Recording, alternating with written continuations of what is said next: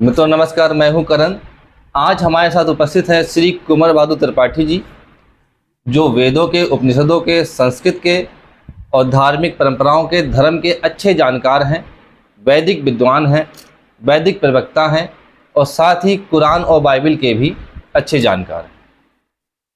कल 17 तारीख को बकरीद मनाई जानी है, तो इसी संदर्भ में आज हम त्रिपाठी चाचा जी से बात करेंगे कि बकरीद क्यों मनाई जाती है। क्योंकि हम तो बहराइच के हम लोग रहने वाले हैं और बहराइच में मुस्लिम जनसंख्या करीब 60% है। तो बकरीद पे हम लोग देखते हैं कि जितनी भी नालियां हैं उनका रंग लाल हो जाता है। नाली में काले रंग का पानी नहीं, लाल रंग का पानी बहता है। इतनी अधिक कुर्बानी होती है।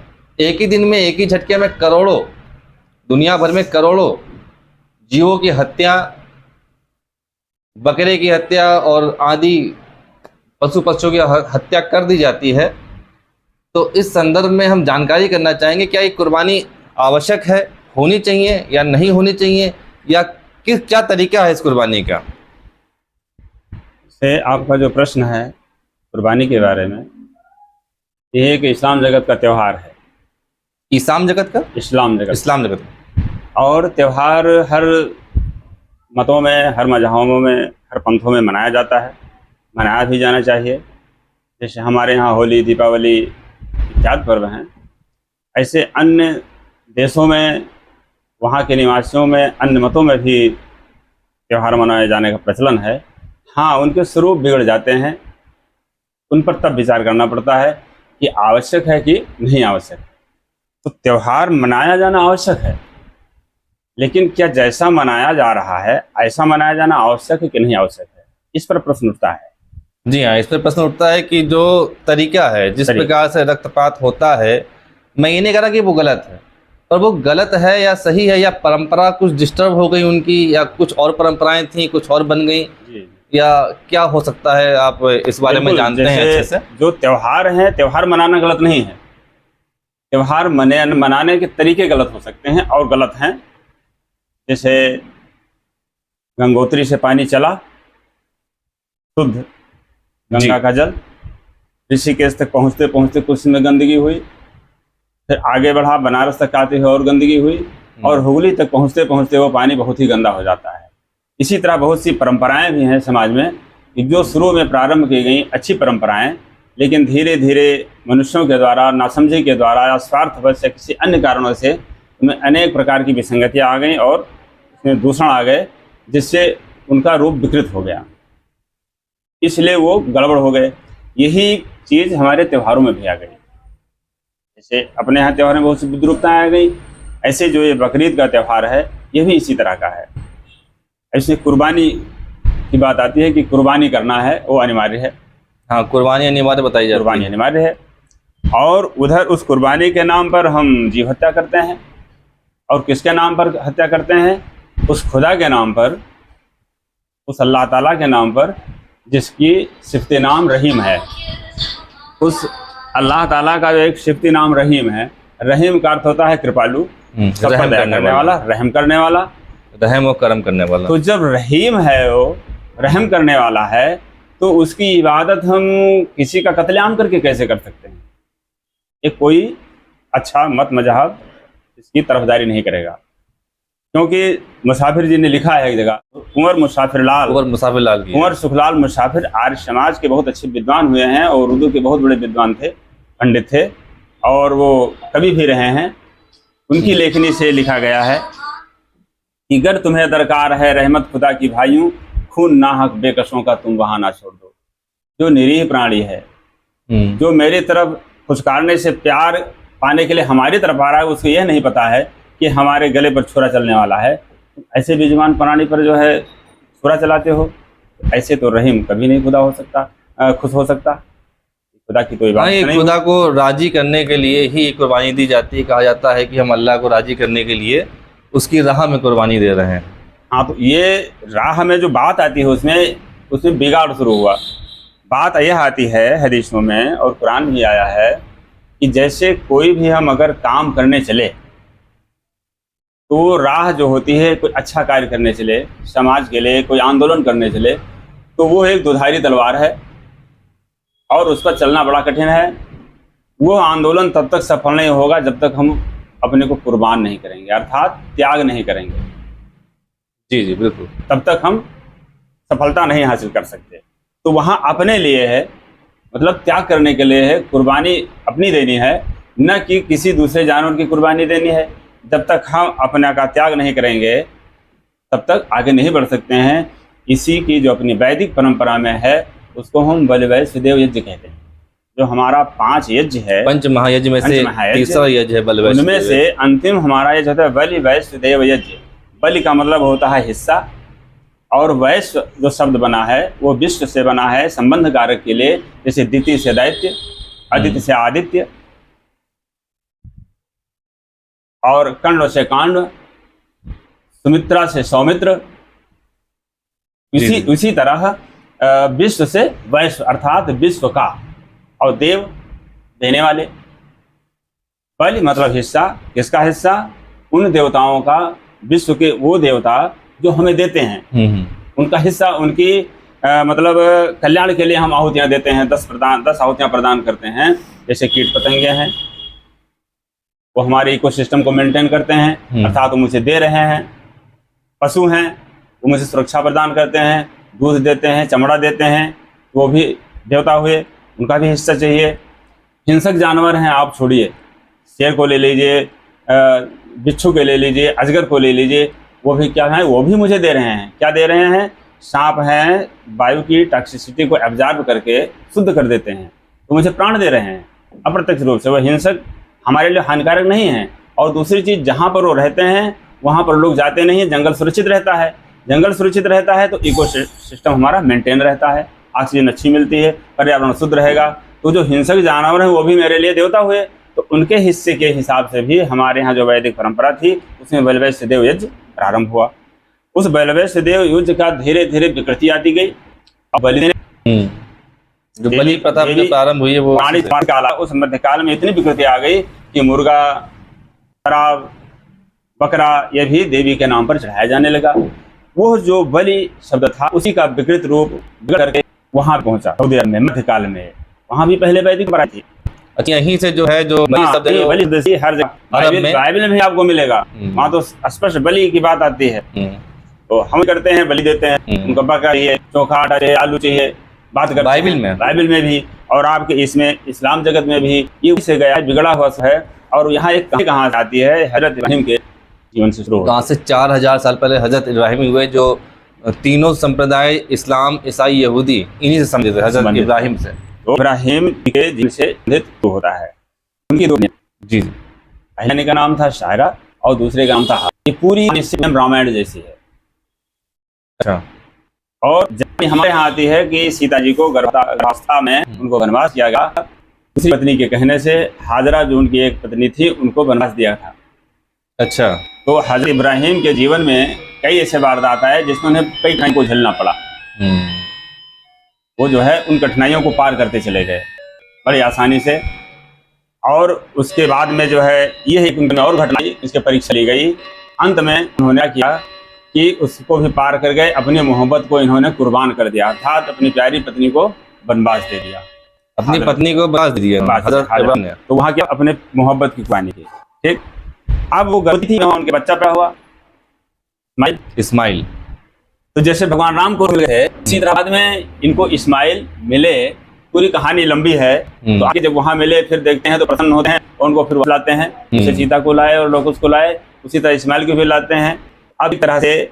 और ये क्या था कि इनको जो है मतलब हम दान करेंगे समाज के लिए।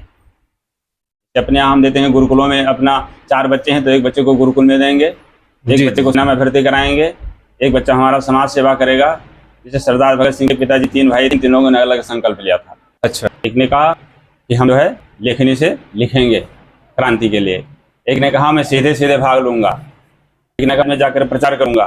इसी तरह इन्होंने भी संकल्प लिया था कि अगर हमारा बच्चा पैदा हो तो मैं समाज को दे दूंगा। वो इस्माइल के लिए थी। तो जब इस्माइल मिले तो इनके अंदर बाद में इनको ख्वाब आया, और उसी ख्वाब के बारे में उसकी एक आयत आती है, उसको मैं आपको सुनाता हूँ पढ़ करके। बहुत जी, जी। अच्छी आयत है। क्या वन्नयनी आफिलमोनाम इन्नी बको फंजर माजा तरा। कहा इब्राहिम ने कि ऐ इस्माइल, मैं हर वक्त सोते समय ख्वाब देखता हूँ कि तुमको जबह कर रहा हूँ, बता तू क्या देखता है। जबा कर रहा हूँ। जबह कर रहा हूँ मतलब कत्लेआम कर रहा हूँ, गर्दन पर छुरी चला रहा हूँ, जबह कर रहा हूँ, मतलब ये स्वप्न देखते हैं उसे अपने पुत्र के ऊपर कि मैं तुम्हारे बारे में देख रहा हूँ, बार बार स्वप्न पड़ा है। तो कई बार स्वप्न देखा तो विचार किया कि आखिर रीजन क्या है। तो उन्होंने कहा, असल में मैंने दान किया था ना, और करके फिर मैंने समाज के लिए दान किया था और फिर मैं ले जा रहा हूँ। देखो, उन्होंने समाज को अर्पित कर दिया था, पर पुत्र मोह में आकर के उन्होंने फिर वापस ले रहे थे, तो उस पुत्र को फिर मदीने ले स्थापित अपना इस्माइल को उन्होंने कुर्बानी थी, फिर दान दिया था, अर्थात अपने मोह पर वो फिर दे पाए, उन्होंने त्याग किया, ये कुर्बानी थी। अब इस कुर्बानी का स्वरूप बिगड़ गया, कुर्बानी धीरे धीरे बिगड़े स्वरूप में चली गई। लोगों ने क्या किया कि अपने जगह पर दूसरे हलाल करना शुरू कर दिया, मानना शुरू कर दिया, ये गलती शुरू हो गई, यहाँ से गड़बड़ी हुई। तो हलाल करने की बात उसमें फिर आगे देखते हैं, कहानी आती है कि जो मान्यता आ गई समाज में कि जब वो जिमा करते हैं तो क्या करते कि अपने बच्चे को लिटाते हैं, इस्माइल कुर्बान करते हैं, और तब चाक मुंड और कितारे है गर्दन पर, इस्माइल पर एक दुम्मा आ जाता है, और क्या हो गया, अब इसकी जरूरत है दुम्मे को ही कुर्बान करना है उसकी जगह पर। यह है भ्रांत उदाहरण, ऐसा कभी नहीं हो सकता। क्या खुदा इतना बड़ा जो है नाश है, इस्माइल दुम्मे को भेज सकता? मिथक और कहानी। जो अब लोगों की ऐसे जो मतलब मान्यता आ गई है समाज उन्हीं के लिए इस्लाम जगत में। कुछ मुसलमान भाई ऐसे हैं जो हजरत इब्राहिम के नस्बुल आइन से अनभिज्ञ हैं और सुन्नत इब्राहिमी पर अमल करते हैं। उससे इतना जानते हैं कि बकरे ईद के दिन में जानवरों को जबा कर खूबखोरी की जावे, और यही गोश्तखोरी सुन्नत इब्राहिमी है और इन्हें इब्राहिमी का नस्ल है। यहाँ ये बिगाड़ हो गया। नहीं, सुन्नत में आता है, सुन्नत में आता है, जबकि कुरान में ही आयत आती है। वो आयत इसके लिए लखनऊ में अलीहाबाद और रहीमाबाद के बीच में यह है सैलामऊ। 80 और 90 के बीच में वहाँ एक कुर्बानी के उस अवसर पर ही लोगों ने खुलेआम मैदान में एक मंदिर थी, जो है घट रामायण संप्रदाय की तुलसी शाह हाथरस वाले उस संस्था का मंदिर है सैलामऊ में, उसी के पास भैंसे की कुर्बानी की योजना बनाई कुछ लोगों ने। वहाँ के उस समय के मौजूदा महंत थे विद्याधर दास। विद्याधर दास गए कोर्ट में, शास्त्री जी थे, उनसे रिक्वेस्ट की, बात नहीं बनी, अंत में उनको कोर्ट में जाना पड़ा और कोर्ट में उस पर रोक लगी, मतलब तो उसमें बातें आई कि जो है मतलब इनको रोक दिया जाए। तो दबाव में आकर के कुर्बानी उस दिन रोक दी गई कि हाँ इस दिन कुर्बानी ही होगी, लेकिन इन्हें पता नहीं था कि कुर्बानी और आगे 7 दिनों तक जा सकती है। अगले दिनों फिर तैयारी करने लगे, तो फिर कोर्ट की तरफ से वकील रखे गए, की तरफ से 2-3 वकील, और आपके गढ़ी नवादा हरदोई के रहने वाले एडवोकेट ये भी उसमें शामिल थे।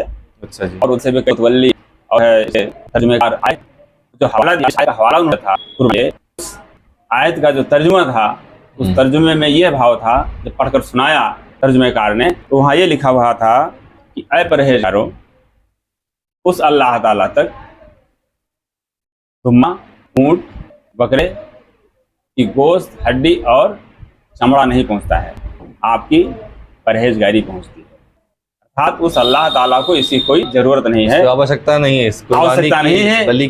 ये वही ग्रंथ कह रहा है, उस परमात्मा को किसी की जरूरत नहीं है, तो सृष्टा है, नियामक है, उसको बनाने वाला है, और इसी के ऊपर डिग्री हो गई और वो खारिज हुआ और कुर्बानी फिर नहीं हुई वहाँ आज तक। कुर्बानी वहाँ पर विजय हुई, आज समाज की अच्छी मतलब सबसे बड़ी विजय थी वहाँ के लिए, लखनऊ के लिए। वैसे तो कई मुकदमे जीते आर्य समाज ने, लेकिन वहाँ पर इसकी एक छोटी सी पुस्तक है, आर्य समाज छपवाता है कुर्बानी के ऊपर, वो पूरा डिटेल के कौन कौन से उसमें पक्षकार थे, कौन कौन से उसमें गवाह थे, मुकदमा कैसे चला, क्या आया, उस पूरी आयत का हाउस में है। अच्छा, तो वही सिद्धांत है कि नहीं है भाई, और फिर उसको रहीम कहते हो, जो उसको बनाने वाले हो, वो कैसे उसके लिए चाहेगा कि ऐसा काम करो।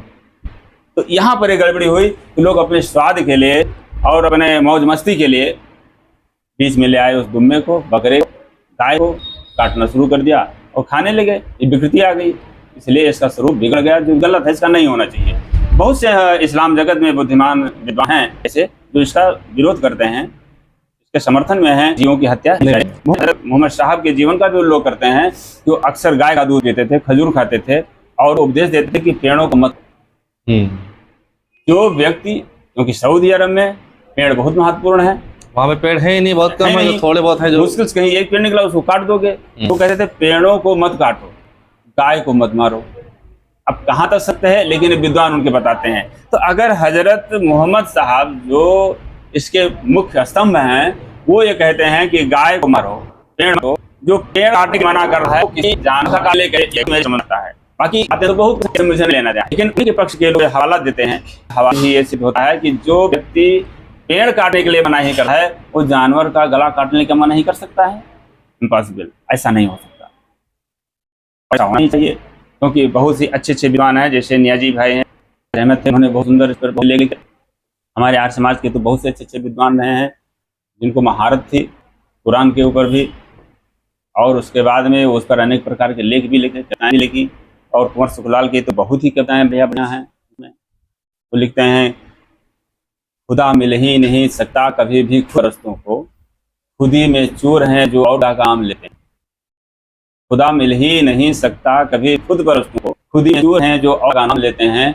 जो काम के अपने तक हो गया हो तो उसको अल्लाह ताला मिलेगा, वो दीदार होगा। मुक्के रखे मकान पता है, मगर आज सारा मकान कहते हैं आज की होता है, कोई मकान ही है, वो मुँह है, बेचूं है,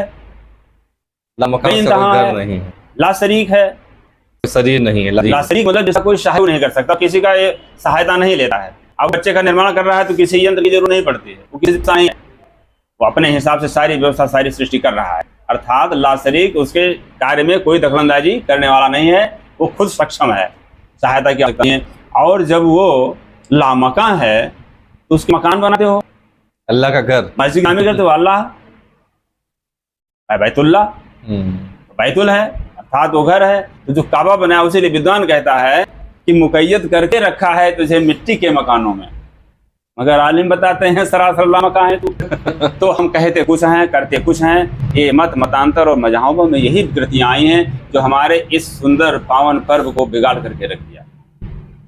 जो यह था कि हम अपने नफ्स से लड़ें, कुर्बानी करें, अर्थात अपनी हमारी पाएँ हैं, हमारी जो गंदी आदतें हैं उनको हम कुर्बान, अपने अहम को कुर्बान करें। बकरे को कुर्बान करने का मतलब, बकरे कुर्बान करने का ये है शब्द, जो अब ये सूफी मत से और व्यवहारिक दृष्टि से कुछ लोगों ने जैसे कहा, अब वहाँ बात धुम्मे की आई थी, कहानी गढ़ी गई, तो अलंकारिक रूप से जैसे हमारे वेदों में अलंकार है ना, ऐसे वहाँ भी अलंकार है। और महर्षि दयानंद सरस्वती के पास जब सर सैयद अहमद खां जी गए, उन्होंने कहा जो जो चीजें वैदिक हैं अर्थात तर्क संगत हैं, गले से नीचे हो सकती हैं, कुरान में है, उनका मैं समर्थन करता हूँ। लेकिन जो अवैदिक हैं, जो गले से नीचे नहीं उतर सकती, व्यवहार में घटित नहीं हो सकती, उनमें संशोधन होना चाहिए। जैसे हमारे यहाँ हो रहा है, जैसे आप अगर कल्याण चाहते हो इस्लाम का, तो उसमें आप संशोधन कीजिए। और उस पर बहुत सा काम किया सर सैयद अहमद खान ने, लेकिन इस्लाम जगत ने उनको काफिर घोषित करके उनको मान्यता नहीं दी। कुरान में संशोधन हो ही नहीं सकता, ऐसा आलिम बताते हैं। संशोधन है जैसे एक है उसके अर्थ होते हैं, तो किसी ने अपने स्वार्थ का अर्थ किया, उसमें यौगिक अर्थ होता है और रूढ़ अर्थ होता है। जैसे ब्राह्मण शब्द है, अब ब्राह्मण शब्द व्याकरण से जब सिद्ध होगा तो उसमें तद्धित प्रत्यय के अनुसार ब्राह्मण का मतलब हुआ ब्रह्म का बेटा, ब्रह्म का पुत्र, ठीक जी। तो जो ब्रह्म निराकार है, क्या उसके पुत्र हो सकता है? नहीं हो सकते। तो अब यहाँ पर आपको विचार करना है कि जो तर्कसंगत नहीं है तो उसका योग्य अर्थ जाएगा। आप रूढ़ अर्थ मत लीजिए। अब रूढ़ अर्थ में तो ब्रह्म का पूरा, ब्राह्मण का मतलब, तो उधर वेद क्या कहता है कि सारे इस मनुष्य को, क्या जो मनुष्य है आ रहे हैं, ईश्वर पुत्र कहा गया है। अर्थात ईश्वर की ये सब पुत्र हैं, सभी जो मानव है वो ईश्वर का पुत्र है। तो वहाँ ब्राह्मण से अगर ब्राह्मण हुआ मानव पुत्र, तो फिर अन्य वर्ण वाले मानव ईश्वर पुत्र नहीं हुए। तो वहाँ ब्राह्मण का, ब्रह्म का अर्थ वहाँ वेद है, वेद ज्ञाता, उनका ज्ञाता, ब्रह्मांड का ज्ञाता। हाँ, और वहाँ पर जो पुत्र संबंध है, तो ब्रह्म का बजाय ब्रह्म को जानने या ब्रह्म से संबंध रखने वाला या ब्रह्म की उपासना करने वाला क्या हुआ? ब्राह्मण हुआ। अभी योगिक अर्थ हुआ। इसी तरह कुरान में भी बहुत स्थल हैं जहाँ अलंकारिक वर्णन है, तो अलंकारिक वर्णन से जो भ्रांति पैदा हुई उनमें हमें विचार करना चाहिए कि क्या ये सही हो सकता है। अब ये बकरा शब्द आया तो लोग कहते हैं क्या, जैसे कोई आदमी बार बार मैं करता है, मैंने तीर मारा, जैसा कहते हैं लोग कहते हैं बकरी मैं करता रहता है, मैं अर्थात होता है बार मैं तो बकरी संज्ञा दी गई। तो विद्वानों ने क्या कहा, जो सूफी संतों ने क्या कहा कि पहले तू बकरे के कुर्बान कर, बस तेरी हो गई, अल्लाह तक पहुंच जाएगा। क्योंकि अल्लाह के और इसराइल के बीच में बकरा है, वो आ रहा है, बकरे को खत्म कर दे, तुम्हारा अहंकार जो तुम्हारा है तो तू कुर्बान कर दे तो तू अल्लाह ताला तक पहुंचता है। तो कुर्बान किसको कहने गया? उस बकरे को जो बार बार मैं करता है। इस बकरी के वाले बकरे को नहीं कहा कि उसको तू कुर्बान कर दे, लेकिन हमने उस बकरे के बजाय इस बच्चे को करना शुरू कर दिया। एक किसी शायर ने बहुत ही सुंदर कविता लिखी है, बहुत ही बढ़िया कविता लिखी है इसी के ऊपर, वो बकरा है क्या असली। वो लिखता है कि मैना ने मैना कहो मोल भयो 10-20, और बकरे ने मैं कहो आन कटायो शीश। फख्र बकरे ने किया मेरे सिवा कोई नहीं, इस जहां में मेरे बराबर दूसरा कोई नहीं। फख्र बकरे को सुन पाया जब बेताब ने, तो फेर दी गर्दन पे छुरी जल करके कश्यप ने। कहा है बकरे की गर्दन पे चला दी छुरी। तो गोश्त, हड्डी और चमड़ा था जो जिस्मो जार में, कुछ बिक गया, कुछ लुट गया, कुछ बिक गया बाजार में। कुछ बिक गया, कुछ लुट गया बाजार में। उस खुर उसकी सींगें काट फेंक दिया, काटी फेंक दी, फेंक दिया, कुत्ता लेकर चला गया। और कुछ बिक गई, आते फेंकी, कौवा लेकर उड़ गया, कुत्ते लेकर भाग गए। तो कुछ बिक गया, कुछ लुट गया, कुछ बाजार में रह गई आते फकत मैं लाने के लिए। लेकिन फिर जो आते हैं और मैं भी खत्म नहीं हुआ, उसकी आँख में रहती है, ये तो रहे फकत मैं के लिए दुनिया धुनकी आने की जो नाक होता है, दुनिया रुई धुनता है, होता है, आंत को वो लेता है और उस आंत से तांत बनता है, रस्सी उस पर चढ़ाता है दुनिया के ऊपर। ले गया दाब धुनी बनाने के लिए, जब सोंटों की मार से जब तांत घर आने लगी, तो मैं के बदले में तो ही तू की सदा आने लगी। जो बका मैं कर रहा था अब वो समाप्त हो गया, तो उसकी आंत क्या कहती है? जब सोंटों की मार पड़ती है तो क्या कहती है? उसमें से तू की आवाज, उसमें तू की आवाज निकलती है। अर्थात जब आप बकरे को कुर्बान कर दें, जो मैं निकलता है, और तुम्हारे उस जगह पर क्या ये परमात्मा है, अल्लाह ताला है, परवरदिगार है, खुदा खाबिन करीमो का साद रहमान रहीम, तू ही सर्वत्र है, तुम ही आया है, तू आया है, तू निहा है, तू यहाँ है, तू वहाँ है, क्या जलवा हर जगह है। ये कुरानी है कि उस अपने हम को करो और उस खुदा जलवा हर जगह दे, हर प्राणियों में हर अपना मानो, तो इस्लाम है, नहीं तो बेकार की चीज है। ये भ्रांतियां आ करके तो जो वर्तमान की बकरा ईद मनाई जा रही है, इसको मनाने की आवश्यकता नहीं, ये बिल्कुल गलत है। ये इस्लाम के विरुद्ध है, मानवता के विरुद्ध है, और जो पर्यावरण है, इकोसिस्टम, उसके भी विरुद्ध है। कारण क्या है? पर्यावरण असंतुलन फैलता है, इससे बहुत प्रदूषण होते हैं। ऐसे जो कुछ चीजें हैं ऐसे जिन पर हम कभी गौर नहीं। कहानी है कि एक बुढ़िया अपनी नौजवान बेटी को लेकर जाती, काफी थी, गर्मी का महीना, पीछे से एक ऊँट सवार निकला। तो उस लड़की ने कहा, बुढ़िया ने कहा ऊँट के सवार से कि बेटा इस बेटी को बैठा, मैं चाहिए मुझे थक गई गाँव में देना। तो मना कर दी तुरंत। लेकिन जे ही वो 10-20 कदम आगे गया, वो सोचने लगा कि तो मूर्ख कहला, जवान लड़की थी, खूबसूरत, बैठा लेता, नहीं लेकर चला जाता, बुढ़िया क्या कर लेती, कौन के पास हुआ। उसके मन में तुरंत एक विचार आया, गलत अवधारणा, और ऊँट वाला उठ गया। जब बुढ़िया निकट पहुंची तो उसे कहा कि आओ माता जी बैठा लें। तो बुढ़िया ने कहा कि नहीं बैठाना, तुम जाओ बेटा, तुम पैदा ही आएंगे, वो नहीं आएगी। तो ऊँट वाले ने कहा कि माँ जी अब क्या हो गया, अभी तो आप कह रहे थे जो बैठा लो, छोड़ दें, हम छोड़ दें वहां तक। तो उस बुढ़िया ने कहा कि तो उस समय बैठाया था। तुमने कहा, मैंने कहा कि लाओ बैठा लें, अरे मन में आया, लाओ बैठा लें। तो उस बुढ़िया ने कहा, जिसने तुम्हें बताया बैठा लो, उसने मुझे बताया कि मत बैठाओ। उस बुढ़िया ने कहा, जिस विचार ने तुम्हें बताया कि बैठा इसे, उसी तरह मेरे विचार मन में आया कि अरे तू भी पगली है, वो अनजान आदमी न जाने कहाँ का रहने वाला, जवान बेटी को उसकी ऊँट बैठाई दे रही, पानी कहाँ लेकर चला था, तो अब नहीं बैठाऊंगी। मुझको भी उसी ने बता दिया है, तुमको बताया। तो जो मानसिक तरंगे होती हैं जो धारणाएं होती हैं, हमारे जैसे विचार होते हैं, उनका हमारे पर्यावरण पर असर पड़ता है। अगर हम गलत चिंतन करते हैं तो अगल बगल का परिवेश गलत होगा। इसलिए जहाँ ऋषि मुनि लोग रहते हैं उनके पास ये तो शांति मिलती है, सुकून मिलता है। एक जो है रामाचार्य कौन है, महात्मा बुद्ध के बारे में एक खंडकाव्य था, तो उसमें वो लिखते हैं जगह कि जब ढूंढते ढूंढते वो पहुँचते हैं, पता लगाते ढूंढ रहे हैं जब ये हर्ष के बारे में, तो लिखते हैं कि हर्ष को लगने लगा, आश्रम श्रवण का है निकट, परिवेश सारे हैं मधुर, मन का रहा अवसाद। हर्ष को लगने लगा, आश्रम श्रवण का है निकट, परिवेश सारे मधुर, मन का रहा अवसाद। मन की जो उनकी क्लांति थी वो धीरे धीरे होने लगी और बड़ा आनंद होने लगी। अंदाजा लगा लिया कि बस कहीं इसी आसपास में जो हमारे वो श्रवण हैं, जो तथागत हैं, उनका कहीं आश्रम है। तो क्यों ऐसा होता है कि जहाँ पर अच्छे चार्ज वाले होते हैं उनके बगल में इलेक्ट्रॉनिक चार्ज अधिक है, पॉजिटिव चार्ज होता है, अवसाद होता है। तो जब हम किसी जानवर को मारेंगे, वध करेंगे, क्रूरता करेंगे, तो क्या होगा, उसकी आत्मा कराहेगी, वो कष्ट से चीत्कार करेगा, उसके आंसू निकलेंगे। उसका परिणाम क्या होगा कि उस क्रूरता के फलस्वरूप जो वेव्स उठेंगी वो इर्द गिर्द अगल बगल अवसाद पैदा करेंगी, क्षोभ पैदा करेंगी, जो हमारे पर्यावरण को प्रभावित करेंगी, जिसके परिणाम स्वरूप असमय बारिश, ओलावृष्टि, अतिवृष्टि, गर्मी, अधिक जाड़ा, एक्सीडेंटल घटनाएं, अधिक दुर्घटनाएं होना, महिलाओं में गर्भपात होना, कम उम्र में बच्चों का मर जाना, ये सब इन चीज़ों, इस पर कोई कभी गौर नहीं किया। हम बात करते हैं पर्यावरण शोधन की, मृदा, जल, वायु, सब पर विचार करते हैं, लेकिन शायद वैचारिक प्रदूषण है जो आज त्योहारों में भी समाहित हो गई है।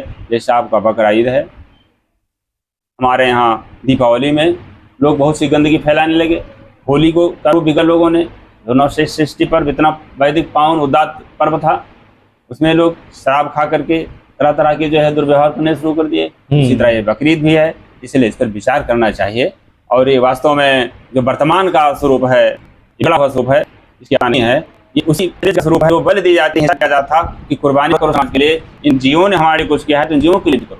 कुर्बानी में हमारे जितने भी मुस्लिम दर्शक हैं वो इस वीडियो को ज़रूर देखें, इस पर विचार करें, इसको समझें, और अपनी जो बकरीद जो आपका पर्व है उस पर्व के जो वास्तविक स्वरूप है उसको जाने समझे और अपने जीवन में उतारें। इसमें आपका, हमारा और पूरी प्रकृति का, सभी का कल्याण इसी में है। ये तो अभी जो कविता आई, इस कविता को मुझे दोई में दर्जी थे, मुस्लिम थे, बहुत घनिष्ठ हमारे मित्र थे, उन्होंने ये मुझको सुनाई थी कविता और उन्हीं से मैंने उर्दू पढ़ी। अच्छा, वो भी मुस्लिम ही थे? मुस्लिम ही थे। तालिबंद उनका नाम था, दर्जी बिरादरी से थे, और उनके एक बड़े भाई थे, ये मौलाना बगल में रहते थे। इन तीनों लोगों ने मिलकर के मुझको उर्दू पढ़ाया था। मैं पहले उर्दू नहीं जानता था, मैं मैथ का स्टूडेंट था, लेकिन हरदोई में पोस्टिंग हुई जहाँ मैं बगल में वो थे, तो बातें चीतें होने लगी। बहुत ही अच्छे विद्वान थे, बहुत अच्छे थे, नेक दिल के। तो वो कुर्बानी नहीं देते वो थे। उन्होंने ही वो पीढ़े के ऊपर बैठ करके भोजन करते थे, वो किसी ठाकुर के यहाँ भोजन नहीं करते थे। अच्छा, कि ये मांसाहारी होते हैं।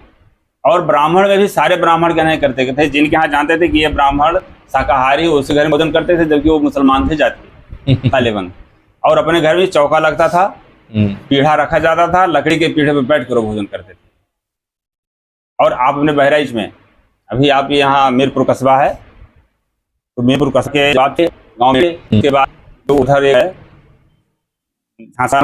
बनवारी गोपालपुर के लिए जब चलिए तो जैसे टर्न होंगे तो उधर टर्न होंगे पश्चिम की तरफ, और उत्तर दक्षिण को सड़क है, कार्नर पर ही एक मकान है, और पश्चिम के महसी साइड के कहीं वो उजड़ करके आए हैं, चहलारी घाट की तरफ से बसा हुआ परिवार है, मुस्लिम परिवार है। उस परिवार में आज के 10-15 साल पहले पोलियो की ड्यूटी में गया था सर्वेक्षण में, वो मिले जो मुस्लिम थे, उनके यहाँ अभी दोनों टाइम चूल्हा लीपा जाता है, तब भोजन बनता है। सुबह अगर खाना बना है, शाम को उस चूल्हे पर खाना नहीं बनेगा, और प्रत्येक व्यक्ति पीढ़ा पर बैठकर खाना खाता है।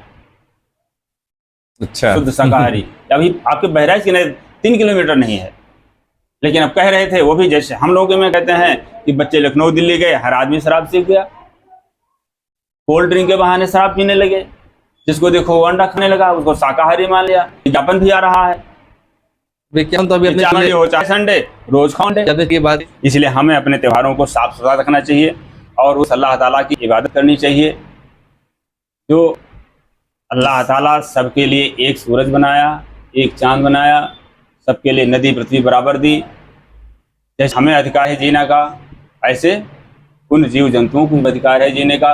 वो भी किसी के बच्चे हैं, माँ देख रही है, बच रहे हैं और तुम उनको लेकर के जिबा कर देते हो। ये बातें गलत हैं, ये किसी भी धर्म के अनुकूल नहीं है। धर्म के बिल्कुल नहीं अनुकूल है कि तो मजा हो रहा है। जी जी जी बिल्कुल सही बात है। इसलिए बाकी संदेश सब यही है कि सब लोग हिंसा को छोड़ करके अहिंसा को अपनाएं और उस पर चलें, क्योंकि अहिंसा का अर्थ है अकारण किसी को कष्ट न देना। ऐसी बहुत सुंदर शब्द लिखते हैं, अकारण, कारण से हाँ, जब कोई मृत्यु- कारण उत्पन्न मृत्यु हो, सकती है। कारण उत्पन्न हो तो फिर हाँ, हिंसा सीमा पर करना युद्ध हो रहा है, सीमा पर युद्ध हो रहा है, हाँ जी जी। अनेक कष्ट होंगे, हो जाएगी। तो क्या है, अकारण किसी को कष्ट देना हिंसा है, अपनी जीव के स्वाद के लिए किसी जीव की हत्या कर देना गुनाह है, पाप है। बिल्कुल गुनाह है। और मनुष्य शाकाहारी जीव पर हम लोग एक वीडियो और बनाएंगे, वो भी जल्द आपके सामने पेश किया जाएगा। आज के लिए बस इतना ही। इसी के साथ सभी को आपको बहुत सादर नमस्कार। नमस्कार।